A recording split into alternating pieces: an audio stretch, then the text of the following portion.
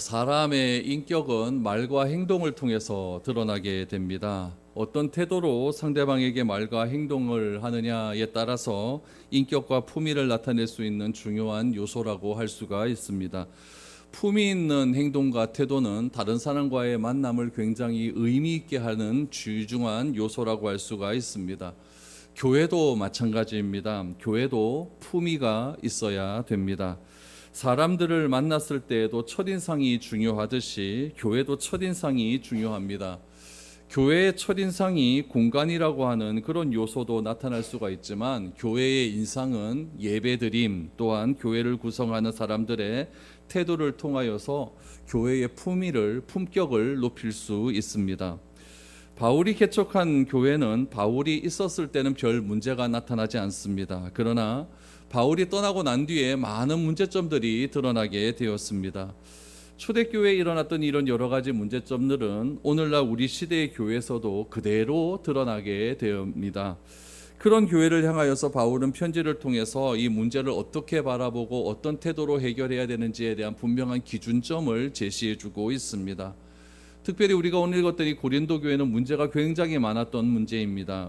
교회였습니다. 파벌도 있었고, 재정적인 문제도 있었고, 성적인 문제도 있었고, 은사에 대한 문제도 있었고, 사도권에 대한 문제, 이런 문제들 다 오늘날 우리 교회에서 다 드러나는 그런 문제점들 아닙니까? 이런 문제점들이 고린도 교회에서 그대로 나타나게 됩니다. 그래서 이런 문제들로 인하여서 교회가 굉장히 혼탁해지는 일들이 많이 있었습니다. 이런 교회를 향하여 바울이 편지를 쓰는데, 특별히 고린도전서 13장 말씀에 보면 사랑을 이야기해요. 이유는 무엇이냐? 사랑을 이야기하는 이유는 뭐냐면 은사 문제 때문에 그렇습니다.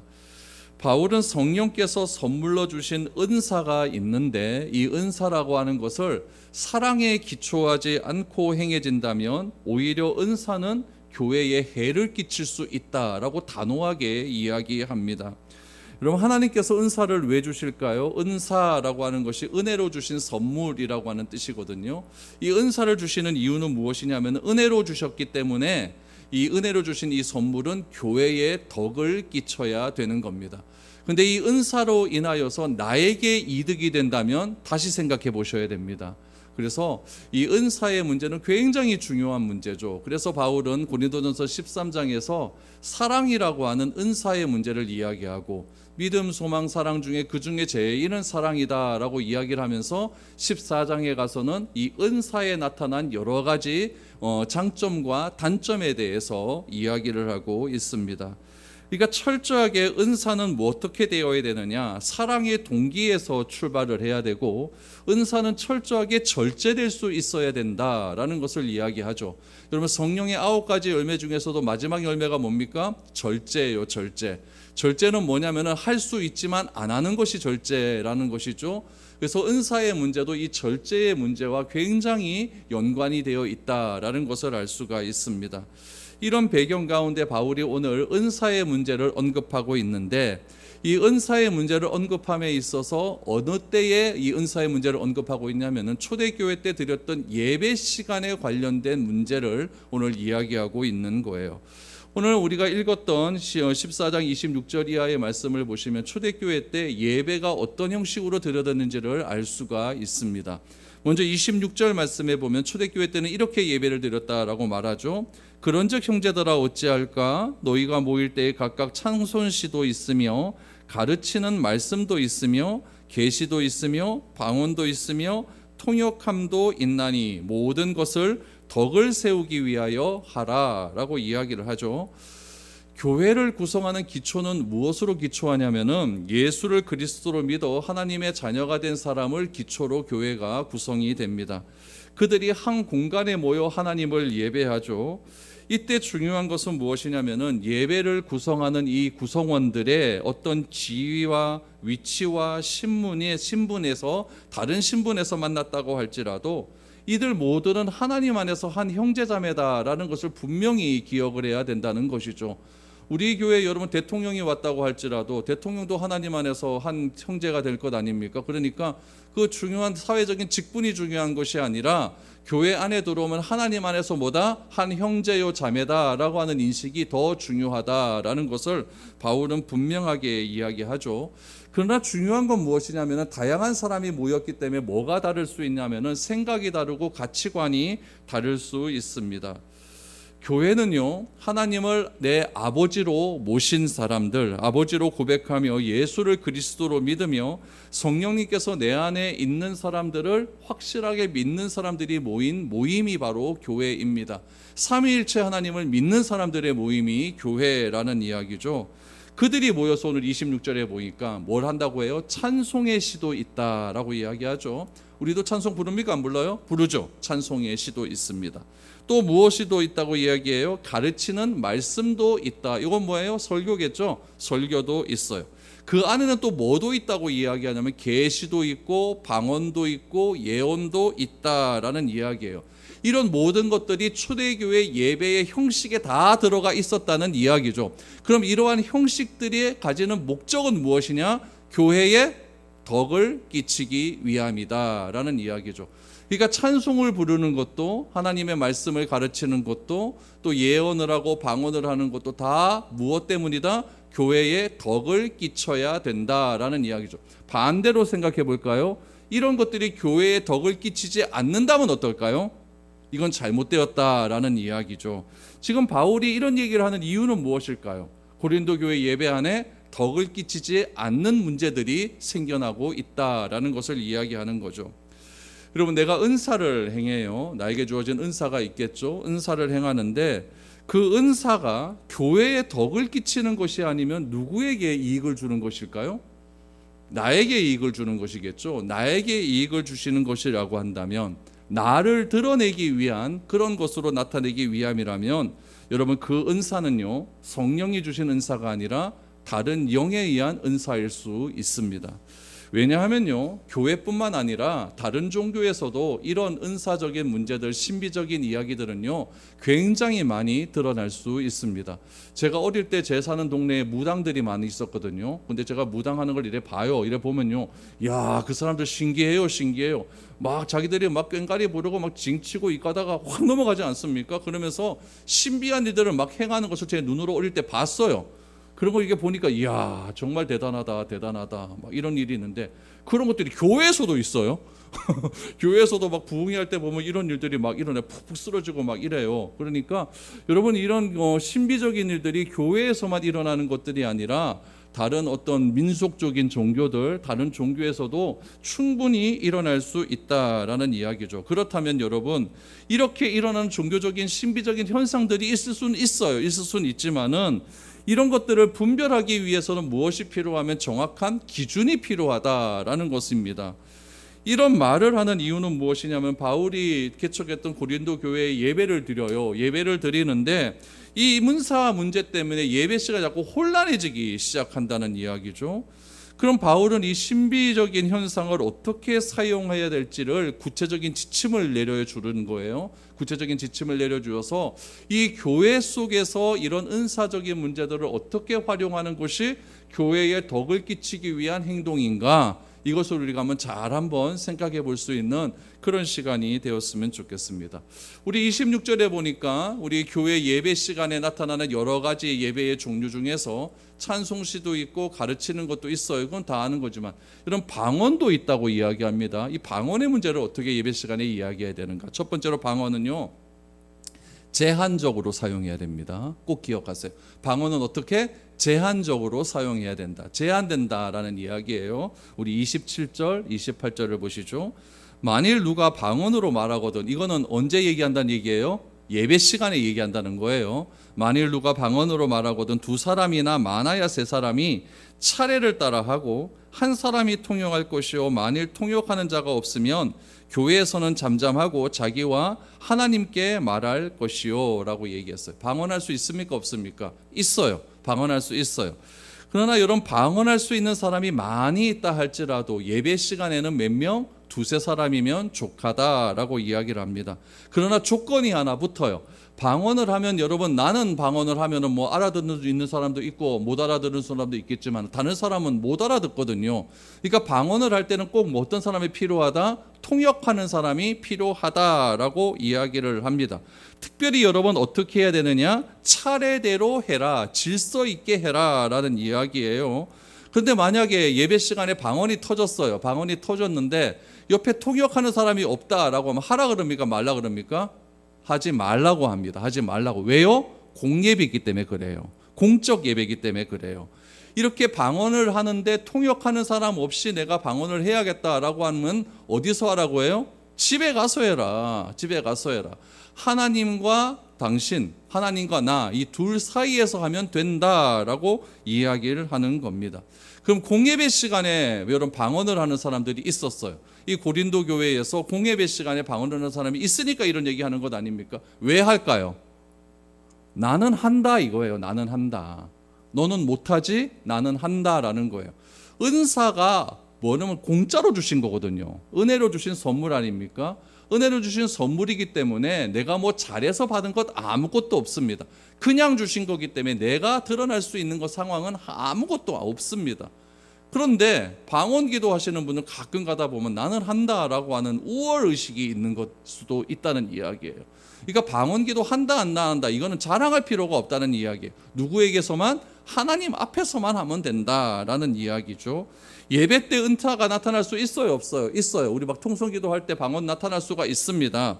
그때 여러분 소수의 사람에게 나타날 수가 있는데 여기 보니까 막 여러 사람에게 막 하는 경우가 있는 거예요. 그때 뭐 할 수 있습니까? 절제할 수 있어야 된다는 이야기예요. 이게 공예배 때의 질서다라는 것을 바울은 분명하게 이야기하는 것이죠.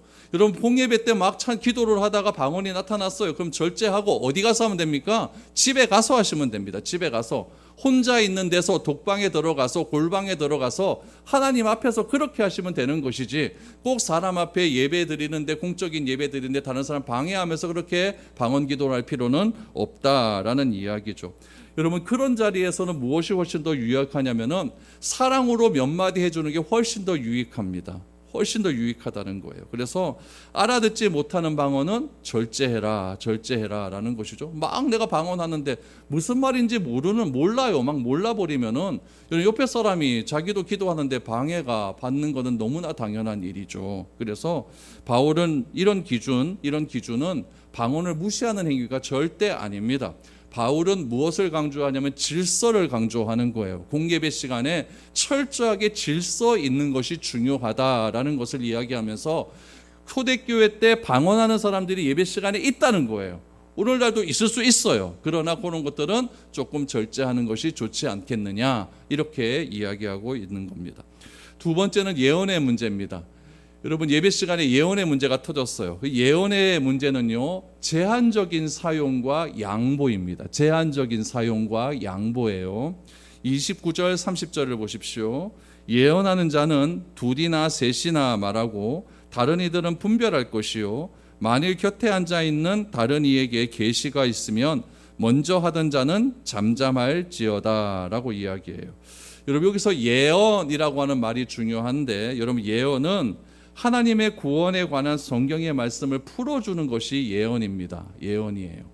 그러니까 여러분 예언을 자꾸 무당처럼 미래에 대한 이야기를 하는 거다 이렇게 생각해서는 안 돼요. 성경에서 말하는 예언은 무엇이다? 구원에 관한 것들을 풀어주는 사람이 예언이다라는 이야기. 오늘날로 말하면 설교자가 예언자입니다. 예배 시간에 여기 보니까 여러분 이 초대교회 때는요 둘이나 셋이 말한다라고 이야기를 했어요. 그럼 이 당시에 초대교회 때 예배가 어떻게 진행되었는가 이걸 좀 아셔야 둘이나 셋이 말하는 것에 대한 이유를 알 수가 있어요. 그때는 여러분 회당에서 예배를 드렸죠. 회당에서 회당장이 율법을 가지고 읽습니다. 율법을 이렇게 읽다가 율법을 읽을 때에 그 자리에서 하나님의 영이 임하는 경우가 굉장히 많았어요. 그러면은 회당장이 설교를 하잖아요. 이게 설교를 하다가 갑자기 회중에서 하나님의 영이 임하는 거죠. 하나님의 영이 임하면은 그 사람도 하나님께서 말할 수 있도록 해주시거든요. 그럼 회당장이 다 이야기하고 난 다음에 이 말에 대해서 첨부할 사람이 있으면 이야기하십시오. 그러면 사람이 나와서 이야기하는 거예요.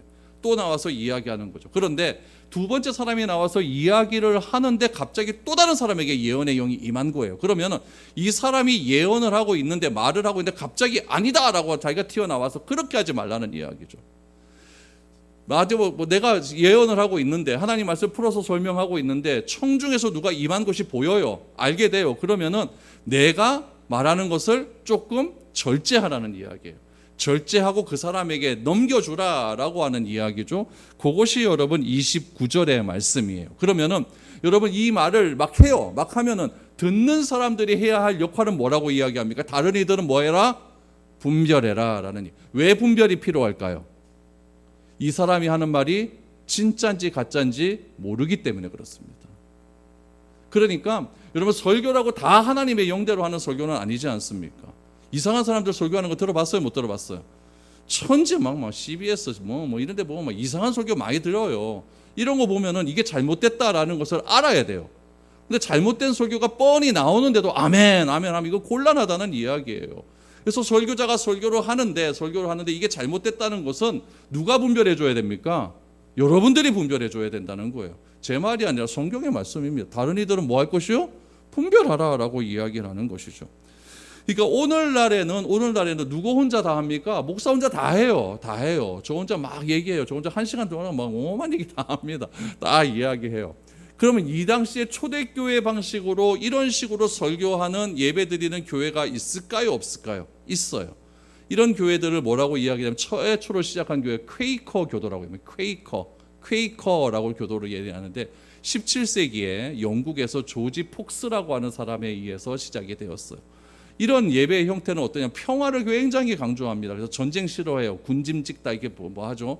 그래서 이런 퀘이커 교도들의 예배가 우리나라에도 넘어왔습니다. 넘어와서 혹시 여러분 이런 분들 아실지 모르겠어요. 함석현 선생님이라고 굉장히 좌쪽에 있었던 그런 선생님인데, 함석현 선생님이 우리 한국의 이런 교회 모임을 주장을 했어요. 주장을 해서 이들의 예배 모임에 가면 어떻게 하냐면요, 아무것도 안 합니다. 찬양에 틀어놓고 성도들이 가만히 앉아서 묵상 기도만 하고 있는 거예요. 다 기도하고 있다가 갑자기 어떤 사람에게 하나님의 영이 딱 이면 그 사람이 나와서 얘기하는 거예요. 막 얘기하는 거죠. 이야기하다가 또 할 말 다 하고 들어갔다가 나왔다 이렇게 얘기를 해요. 이렇게 예배 드리는 데가 성서에 가면 한 군데 있습니다. 한 군데 있어요. 그래서 이런 것들이 뭐 잘됐다 잘못됐다 그런 문제는 아니에요. 은사가 다양하게 예배 시간에 드러날 수 있다 없다? 있어요. 있는데 이 예배 시간에 예언의 문제가 드러날 수 있다는 이야기예요. 있을 때 어떻게 해야 되느냐? 제한적으로 사용해야 되고 뭐 해야 된다? 양보할 수 있는 그런 마음이 필요하다라는 이야기예요. 초대교회를 보면요, 여러분 오늘날의 예배의 형식과 좀 많이 다르죠. 초대교회 때는 그 교회 청중들이 이렇게 다 함께 참여할 수 있는 그런 예배의 형식이었다라는 이야기예요. 그래서 초대교회는 두세 사람이 그렇게 말씀을 받아서 이렇게 예배드리는 교회들이 있었습니다. 우리 장로교회에서도 이 두세 사람이 설교하는 특별한 예배들이 있어요. 제가 한번 보니까 원로 목사님이 계시고 그 후임 목사님이 계신데 송구영신 예배 때 그렇게 예배드리더라고요. 본문을 딱 정해놓고 앞부분은 여러분 원로 목사님이 설교를 하시고 그대로 받아서 뒷부분은 또 그 후임 목사님이 설교를 하더라고요. 이런 것들 얼마나 아름다운 동역의 모습입니까? 원로 목사님이라고 다 아마 무시해버리는 것이 아니라 이렇게 반반 본문을 나누어서 그렇게 설교를 하면서 교회의 하나됨을 굉장히 추구하는 그런 교회의 모습들도 제가 예배의 모습을 본 적이 있습니다. 그러니까 여러분 초대교회는요, 두세 사람이 이렇게 말씀을 전했고 청중들은 이들이 하는 내용을 들으면서 진짜 예수님의 말씀이 맞는가라는 것들을 생각하면서 그렇게 예배를 드렸다라는 것이 초대교회의 예배의 모습이었습니다. 우리 요한일서 4장 1절 말씀을 한번 보시죠. 사랑하는 자들아, 영을 다 믿지 말고 오직 영들이 하나님께 속하였나 분별하라.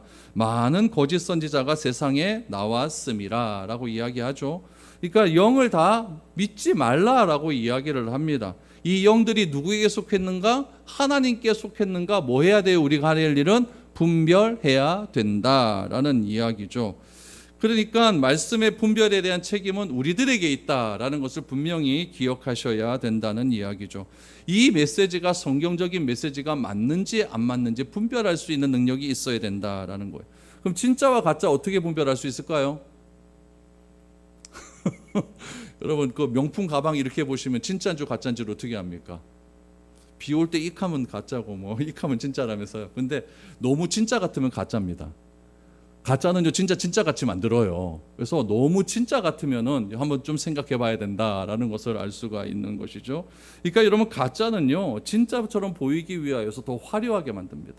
더 화려하고 더 거대하고 더 좋은 분위기를 만들어 버리죠. 여러분, 이단들이 얼마나 친밀하게 다가오는지 아나요? 지난주에 저한테 어떤 신천지에서 보냈던 어떤 한 자매의 그 편지는요 정말 친밀하게 다가옵니다. 그거 보고 진짜 전화 한번 해보고 싶다니까요. 너무나 글자도 예쁘고 다 손글씨 써요. 손글씨 써가지고 굉장히 친밀하고, 저한테도 얘기할 때 얼마나 그 깍듯한 존칭을 쓰는지 아십니까? 사랑하시는 목사님 이렇게 하면서 막 그렇게 하면서 자기 전화번호 다 이렇게 넣으면서 이렇게 와더라고요. 그래서 한번 만나면 정말 친밀하게 대하고 친절하게 대해서 정말 이런 사람이 세상에 있을 수 있을까라고 하는 그런 마음에 푹 빠지게 되는 것이죠. 그러나 간이라도 다 빼줄 것처럼 말하지만 시간이 지나고 나면 어떻게 합니까? 본색이 다 드러나게 되는 것이죠. 그래서 예전에도 여러분, 유효선 교사님이 옛날에 청년부 때 가르쳤던 청년이 하나 있었는데, 그 청년이 그 하나님의 교회에 빠진 거예요. 그래서 브라질에서 지가 오지 못하니까 저보고 한번 가보라 그러더라고요. 그래서 제가 가서 만났다 아닙니까? 만나서 내가 땡겨 왔겠습니까? 못 땡겨 왔겠습니까? 못 땡겨 왔어요. 안 돼요, 안 돼. 너무 친밀하게, 자기가 어려웠을 때 너무 친밀하게 다가온 그 마음이 자기가 버려버리지를 못하겠대요. 그리고 결국에는 한 10년 지나고 난 다음에 이혼했다는 얘기를 들었습니다. 남편하고 안 되는 거예요. 남편은 저 가짜다 그런데 뭐 죽어도 아니라 그러니까 뭐 그런 일들이 막 일어나게 되는 것이죠. 이혼의 원인이 뭔지 압니까? 돈이에요. 다 돈 뺏어가는 거죠, 하나님의 교회에서. 이런 문제 때문에 결국 갈라지게 되었다라는 이야기. 그러면 고린도 교회 성도들이 왜 이런 일들에 자꾸 빠지게 되는가, 우리 성경을 통해서 좀 알 수가 있죠. 고린도전서 12장 2절을 한번 보세요. 너희도 알거니가 너희가 이방인으로 있을 때에 말 못하는 우상에게로 끄는 그대로 끌려갔느니라 라고 얘기. 그러니까 고린도 교회 성도들이 예제 과거에는 어땠다는 이야기예요. 이방인으로 있었을 때에 바울이 복음을 전하기 전에, 그리스도를 받아들이기 전에 어떻게 했다? 우상에 들어가서 너희들 못된 짓 다 했지 않았느냐, 이런 전적이 있지 않느냐, 이렇게 이야기하는 것이죠. 그러니까 우상에게 끄는 대로 그대로 끌려갔다라고 하는 것은 그 우상의 성전에서 뭘 했냐면은 신비주의인 경향들이 나타났다라는 이야기예요. 신비한 현상이 나타나면요 영적으로 인정하는 것이 문제일 수 있습니다. 그러나 분명히 기억해야 될 것은 무엇이냐면, 기독교는요 신비적인 것을 본질로 말하지 않습니다. 신비적인 현상이 일어날 수는 있지만 신비적인 현상이 본질은 아니다라는 이야기예요. 성경의 가르침은요 지극히 이성적입니다. 지극히 누구나 알 수 있는 성경에 기초합니다. 우상에 이끌리면요 결국은 무엇을 요구하냐면 돈을 요구하게 되고 교회를 사교 클럽처럼 그렇게 만들어 버린다는 이야기예요. 교회는 하나님의 은사로 이루어진 그런 모임이거든요. 그 은사로 이루어진 모임 속에서 교회 성도들이 뭘 해야 됩니까? 서로 섬기며 사랑하며 복종하는 모임이, 그것이 진정한 아름다운 교회의 모습인데, 교회가 신비한 현상에 집중하게 되면 그런 틈을 이용해서 교회가 굉장히 어지러워질 수 있다는 이야기죠. 그러나 하나님은요 질서와 화평의 하나님이기 때문에 교회 안에서 무질서하고 혼란스러움은 하나님의 뜻과 전혀 맞지 않다라는 것을 꼭 기억하시기를 바랍니다. 하나님께서 교회를 세상에 존재하게 하시는 이유는 무엇이냐면은 이 교회를 통하여서 새로운 질서를 확립하기 위함이라는 거예요. 그런데 교회 안에서 무질서함이 나타난다면은 교회는 굉장히 하나님의 뜻과는 정반대로 나갈 수밖에 없습니다. 그럼 교회 안에서 어떤 일들이 일어나야 되는가? 31절 이하를 보세요. 너희는 다 모든 사람으로 배우게 하고 모든 사람으로 권면을 받게 하기 위하여 하나씩 예언할 수 있느니라. 예언하는 자들의 영은 예언하는 자들에게 제재를 받나니 하나님은 무질서의 하나님이 아니시오 오직 화평의 하나님이시라 라고 이야기해요. 교회는 세상에서 불러주신 사람들의 모임이 교회입니다. 여러분, 내가 세운다고 교회가 아니에요. 내가 뭐 교회에서 영향력을 많이 행한다고 그게 내 교회가 아니라는 이야기예요. 교회는 누구의 교회다? 하나님의 교회라는 이야기예요. 교회는 절대적으로 하나님 중심의 교회가 되어야 됩니다. 그래서 교회에 속한 모든 성도는 어떻게 되느냐? 모든 성도에게 배울 수 있어야 된다라는 이야기예요. 교회는요 한두 사람이 가르치는 곳이 아닙니다. 31절 다시 보세요. 너희는 다 모든 사람으로 뭐 하게 하고요? 배우게 하라고 해요. 모든 사람으로 뭐 하게 하라? 권면을 받게 하기 위하여 하나씩 말씀을 전할 수가 있는 겁니다. 그러니까 제가 여러분들에게 권면할 수 있어요. 여러분도 저에게 권면할 수 있는 거예요. 서로가 서로에게 권면할 수 있는 모임이 자연스러운 모임이, 그것이 교회의 진정한 모임이 될 수 있다는 이야기예요. 세상의 모임에서 이럴 수 있습니까? 없습니까? 못하죠. 어디 직장 상사한테 권면했다가 바로 잘리죠. 어디 그럴 수가 있습니까? 안 되잖아요. 근데 교회는 그럴 수 있다라는 이야기예요. 그러니까 교회는 누구에게나 권면할 수 있다는 것이 어떤 의미냐면은, 교회는 어떤 한 사람에 의해서 주도적일 수 없다는 이야기예요. 초대교회는 이런 특징을 가지고 있었어요. 모든 사람에게 배우고 가르칠 수 있는 기회를 주기 위하여서 한 사람씩 말할 수 있는 기회를 준 겁니다. 여러분, 사도행전 보면은 바울이 처음으로 각 지역에 갈 때마다 어디에 가냐면 회당으로 가요. 회당에 가서 회당장의 말을 다 듣죠. 듣는 다음에 그 회당장에 또 다른 말씀 있습니까? 그럼 바울이 나오는 거예요. 바울이 나와서 회당장이 했던 율법적인 말과는 다른 복음의 메시지를 증거하기 시작하는 거죠. 그러니까 난리가 날 것 아니겠습니까? 예수님은 어때요? 예수님도 회당에서 말씀을 전하셨어요. 이게 뭐냐? 회당장이 먼저 말씀을 전하는 거예요.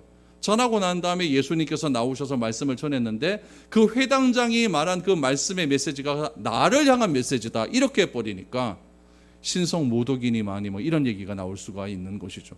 그러니까 모든 사람이 배울 수가 있고, 모든 사람에게 권면할 수가 있고, 모든 사람에게 그 권면하는 것을 내가 받아들일 수 있는 모임이 어디다? 교회의 모습이다라는 것을 알 수가 있어요.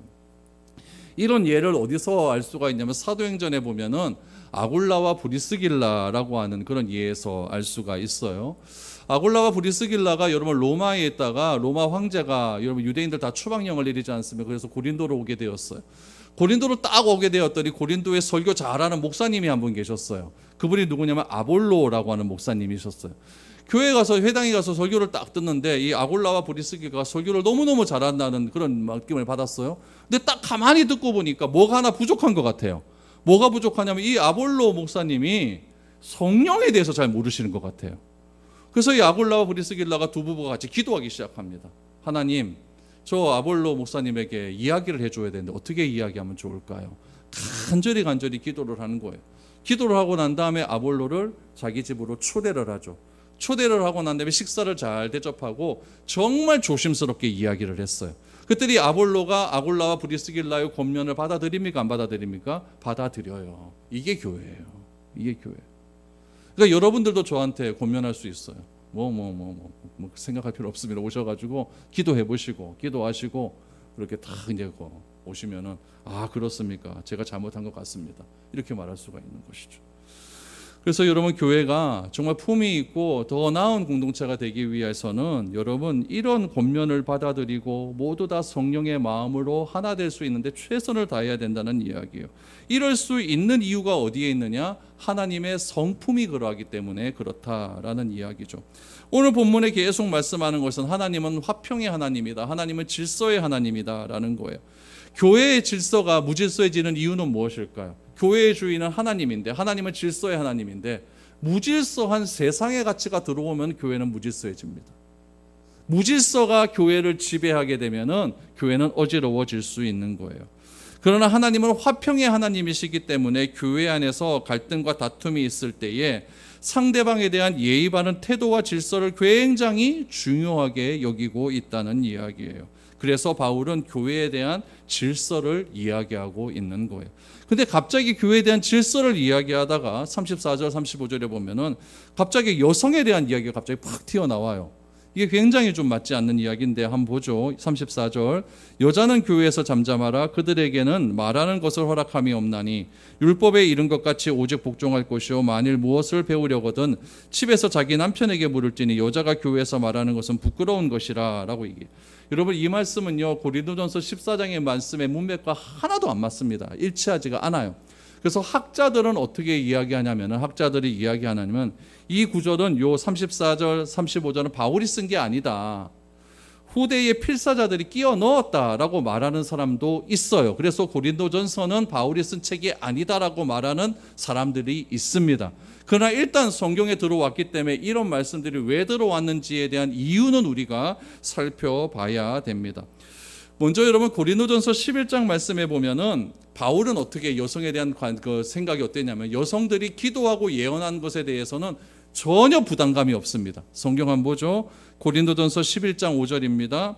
무릇 여자로서 머리에 쓴 것을 벗고, 머리에 썼다라는 것은 머리에 내 위에 권위가 있다라는 이야기예요. 머리에 쓴 것을 벗고 기도나 예언을 하는 자는 그 머리를 욕되게 하는 것이니 이는 머리를 민 것과 다름이 없음이라 라고 이야기를 해요. 그러니까 여자들은 권위를 인정하고 기도하고 예언하는 것은 괜찮다라는 이야기예요. 괜찮다는 이야기예요. 당시의 상황을 한번 보죠. 당시의 상황을 보면 여성들이 공예배에서 기도를 해요. 설교하는 것에 대해서 문제는 없었습니다. 그러니까 여성들도 기도할 수 있었어요. 공예배에서 대표 기도할 수 있었고 예언 말씀할 수 있었어요. 그런데 갑자기 14장에 딱 와서 보니까 여자는 뭐 해라? 잠잠해라 라고 이야기해요. 이것이 앞뒤가 안 맞거든요. 그럼 이 말씀이 어떤 의미가 있는가? 우리 디모데전서 2장 11절 12절 보세요. 여자는 일체 순종함으로 조용히 배우라. 여자가 가르치는 것과 남자를 주관하는 것을 허락하지 아니하노니 오직 조용할지니라 라고 얘기해요. 이런 말씀을 하는 이유는 그때의 상황을 좀 아셔야 됩니다. 이 당시에 이단들이 어떤 이단들이 있어요? 영지주의 이단이 있었습니다. 그러니까 하나님은 인정, 예수님은 인정 안 한다는 이야기죠. 예수님의 육체로 오심을 인정을 안 하는 거예요. 그러니까 예수님이 육체로 오셨는데 육체의 껍데기를만 가지고 오셨다라고 이야기해서 예수님 안에 영과 육이 같이 있다라는 것을 인정을 하지 않는 그런 무리들이 영지주의자들이었습니다. 그런데 이 영지주의자들이 신비주의를 굉장히 많이 주장을 했는데 이때 최초로 신비주의를 주장하면서 예언을 하는 사람들이 나타나기 시작했어요. 그 사람들이 누구냐면 여성들이었습니다.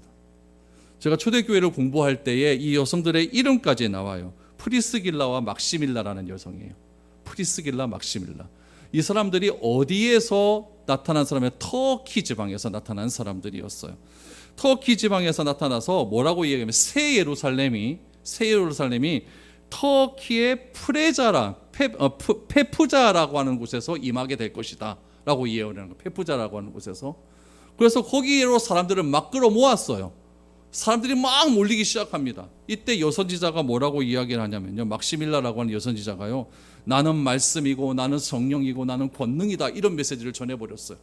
그러니까 사람들이 재산 다 버리고 그 페푸자라고 하는 곳에 와가지고 한 공동체를 세워놓고 지금 거기서 막 그냥 막시밀라를 막 추종하고 막 이런 일들이 굉장히 많이 일어나게 되었거든요.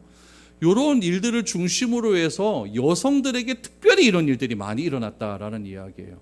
오늘 여러분 아까 디모데전서 보았죠? 디모데전서에 여자들은 뭐 배우기를 뭐 안 된다 뭐 이렇게 나오지 않았습니까? 이런 것은 무엇이냐면은 디모데전서에서 바울이 제자들에게 신학적인 가르침을 준 거예요. 이런 일들이 과거에 있을 수 있다라는 이야기죠. 있을 수 있다. 그러니까 각자 목회 환경에 맞도록 교회를 세우라라고 이야기를 하는 거예요. 그러니까 여러분 잠잠하라라고 하는 표현은 절대적인 표현이 아닙니다. 상대적인 표현이에요. 딱 했는데 잘못된 예언을 해요. 그러면 중지시킬 수 있다라는 의미에서의 잠잠하라라는 이유. 그러니까 여성들이 하나님께 예배드릴 갑자기 예언의 영이 임해서 말할 수 있어요. 말할 수 있는데 그 말할 수 있을 때의 영향력이 중요하다라는 이야기죠. 그래서 이 절대적인 표현이 아니라 상대적인 표현이라는 이야기죠. 그래서 여러분 이 여성들이 이런 얘기할 때 집에 가서 이야기를 하려 남편에게 물어봐라 라고 이야기해요. 이것도 웃긴 거예요. 남편 없는 여자면 어떡합니까? 그렇죠? 남편이 물었는데 몰라요. 그럼 어떻게 합니까? 어디서 물어야 돼요? 교회 와서 물어야 될 것 아닙니까? 그러니까 이런 것들은 굉장히 절대적인 표현이 아니라 상대적으로 말하는 거다. 목회 환경에 따라서, 교회 환경에 따라서 그런 것들이 필요하다라는 이야기.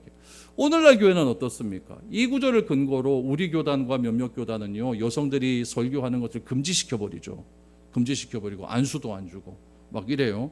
그러니까 이런 것들은 굉장히 여러분 성경의 내용과 맞지 않는 극단적인 내용입니다. 성경은요, 남성의 우월함을 증거하기 위해서 쓰여진 책이 아니에요.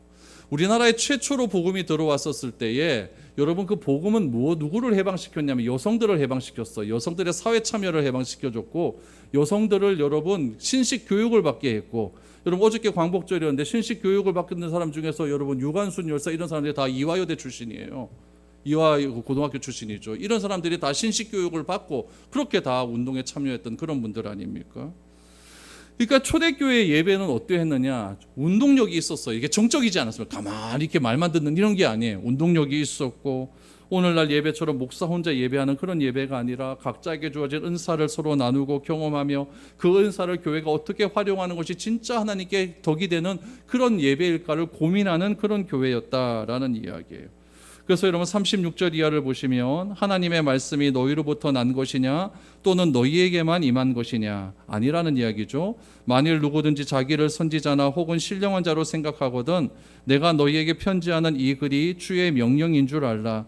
만일 누구든지 알지 못하면 그는 알지 못한 자니라. 그런즉 내 형제들아 예언하기를 사모하며 방언한 말하기를 금하지 말라라는 이야기예요. 그러니까 하나님의 말씀은 누구에게나 다 들을 수 있다는 이야기죠. 들을 수 있는데 이 말씀을 이해하지 못하면 너희가 모르는 것이지 하나님의 말씀이 잘못된 건 아니다라는 이야기죠. 그러면서 방언해라, 예언해라. 그러나 어떻게 해라? 질서 있게 하고 제한적으로 해라라는 이야기죠. 어디서 하지 말아라? 예배 시간에 공적인 예배는 하지 말아라 라고 이야기를 하는 것이죠. 제가 신대원 다닐 때 이런 일이 있었어요. 신대원 다닐 때 여러분 충신에 다니면요 오전 강의 11시 30분에 마치거든요. 8시에 시작해서요 11시 30분에 마치면은 점심 식사하기 전에 예배를 드려요. 예배를 드리는데 꼭 설교 시작하면 아멘 하는 전도사님이 하나 있었어요. 말만 하면 아멘입니다. 근데 아멘도 우리 여러분 하신 것처럼 아멘 이렇게 이쁘게 하면 되는데 그분의 아멘 어떻게 해요? 아멘 이렇게 합니다. 그것도 억수로 크게 해요. 그러니까 여러분 예배가 이게 방해가 되기 시작하는 거예요. 그 설교하시는 목사님이 방해가 돼요. 하나님께서 여러분을 사랑하십니다. 아멘. 여러분 이렇게 하면 안 됩니다. 아멘. 뭐 좋아도 아멘이고 저주에도 아멘이고 다 아멘이에요. 다 아멘이에요. 그러니까 이게 하루 이틀이면 되는데 이거 몇 달을 들어야 되니까 이게 예배가 안 되잖아요. 그래서 원우 회장님이 그분을 찾아갔어요. 좀 절제해 주십시오 그랬더니 싸우고 난리가 났습니다. 네가 뭔데 그러냐? 성경에도 보면 아멘 아멘 하라 안 하느냐 그래서 싸우고 난리 났어요. 근데 모든 사람들이 그 아멘 소리 때문에 못하겠다고 하니까 이 전도사님이 휘가닥 한 거예요. 해가지고 총신 기숙사 뒤에 보면 산이 있거든요. 산에 보면은 산 기도하는 곳이 있어요. 그 말하고 산 기도 가갖고 기도하기를 시작하는데요.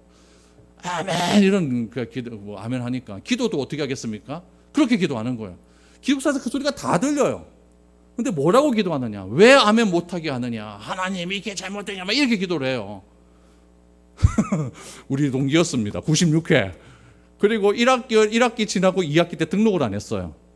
못하는 거죠. 그리고 나중에 뭐 졸업했다는 얘기가 뭐 드러나게 우리끼리 모이면 그런 얘기 한 번씩 그 아멘 전도사님 기억나냐 하면서. 그러니까 여러분 예배는요 다양한 은사를 인정을 하셔야 됩니다. 인정을 하시되 예의와 태도가 필요하다. 그래서 저는 이 말씀이 참 좋습니다. 40절에 보니까 모든 것을 품위 있게 하고 질서 있게 해라. 품위와 질서 이것이 중요하다는 이야기예요. 우리 공예배 때 예배 기도하는 것도 어떻겠습니까? 개인적인 기도를 공예배 때 하면 되겠어요? 안 되겠어요? 이건 아니에요. 공예배 때는 공예배 기도를 하는 거예요. 개인적인 기도는 언제 해라? 하나님께 그냥 내 개인적으로 하시면 된다라는 이야기죠. 예배는 때로도 조용하게 때로는 또 거칠게 또 성령의 은사가 나타나는 예배가 될 수가 있어요. 하나님의 계시가 임할 수도 있고 방언과 예언도 임할 수 있어요. 우리는 그런 은사를 질서와 조화, 품위와 화평을 기억하면서 성령 충만한 그런 예배가 되어야 될 수 있기를 바랍니다. 40절 말씀을 기억하십시오. 모든 것을 품위 있고 질서 있게 하자. 이제부터 여러분들은 품위 있는 미래로 교회 성도들입니다. 품위 있는 우리 미래로 교회가 될 수 있도록 우리 모두가 예배 안에서 또 여러 가지 삶들 가운데서 품위 있고 질서 있는 그런 삶의 태도가 나타날 수 있게 되기를 축복드립니다.